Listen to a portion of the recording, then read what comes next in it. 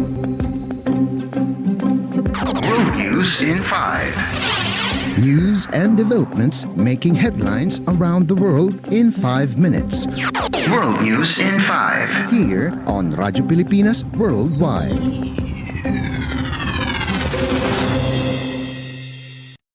This is World News in 5 here on Radyo Pilipinas World Service. The Turkish Defense Ministry said the country's military had launched its third round of airstrikes in northern Iraq following the attempted terrorist attack in the capital Ankara on Sunday. According to the ministry, the fresh round of airstrikes targeted the Iraqi regions of Metina, Hakurk, Gara, Kandil, and Assos, claiming that several members of the outlawed Kurdistan Workers' Party or PKK group were neutralized in the operation.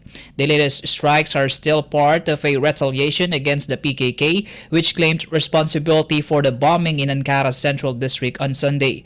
On Wednesday, Turkish Foreign Minister Hakan Fidan said Ankara considers all infrastructures belonging to the PKK and the YPG, especially in Iraq and Syria, as legitimate targets of Turkey's security forces, citing information that the attackers had received training in Syria and used the Syrian border to enter Turkey.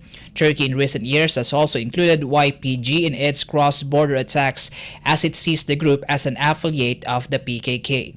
Meanwhile, on Thursday, Iraqi Defense Minister Tabet al-Abbasi arrived in Turkey to discuss with his Turkish counterpart Yasar Guler the ongoing Turkish operation in the northern Iraq. Despite having limited control in its northern region, the Iraqi government denounced the Turkish airstrikes in the area and is seeking an agreement with Ankara to try to resolve the problem there.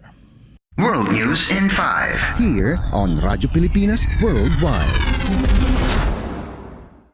In our news overseas, Mexican animal safety authorities confirmed the first case of H5N1 avian influenza in a wild bird hours after the government declared that the country's poultry farms are free from the infectious disease.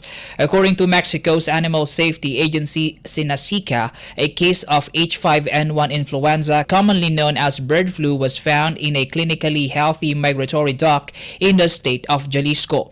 The agency said the lone case does not mean an outbreak of the disease in the country, stressing the discovery does not contradict an earlier bird flu-free declaration, but a reminder to all poultry farmers to be on alert against infected wild birds. Earlier, the government announced in its official gazette that the country was free from the highly pathogenic avian flu almost a year after starting a bird vaccination campaign to prevent the spread of the virus. According to the gazette, the designation facilitates the sale of live poultry as well as poultry products and byproducts originating in Mexico. To guarantee the country's safety from the disease, the government said it will maintain epidemiological surveillance, traceability, control of movement, and other strict safety measures. World News in 5. Here on Radyo Pilipinas Worldwide.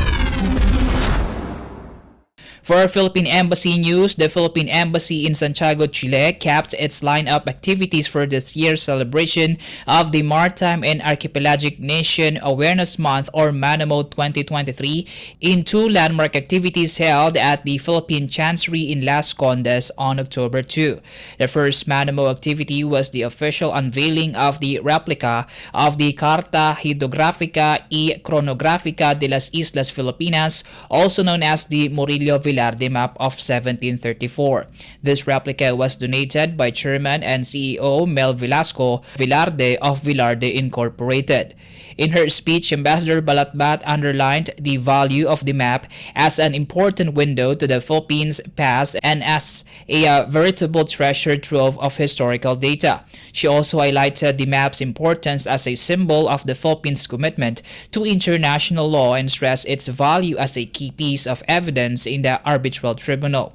The signing of the Philippines-Chile MOU on cooperation in fisheries and aquaculture served as the day's second MANAMO activity and formally cemented the two countries' commitment to foster scientific and technical cooperation, promote bilateral trade, exchange business models and research, and develop partnerships between government agencies, private sector, academe, and fisherfolk communities.